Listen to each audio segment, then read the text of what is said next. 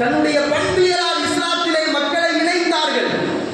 நாம நபியை புகழ்றோம் என்று சொல்லி பெருமானாரை அல்லாஹ்வின் ரீதியில எந்த ஒரு சஹாபியும் புகழல. பெருமானாரை புகழுங்கள் இல்லை என்று சொல்லவில்லை. எப்படி சஹாபாக்கள் சொல்லி தந்ததை போல பெருமானாரின் வஃபாத்தின் சமயத்தில் அந்த வஃபாத்தை ஏற்க மனம் மறுக்கிறது. அப்பொழுது அபூபக்கர் சித்தீக் ரலியல்லாஹு தஆலா புகழ்ந்தார்கள். எப்படி தெரியுமா?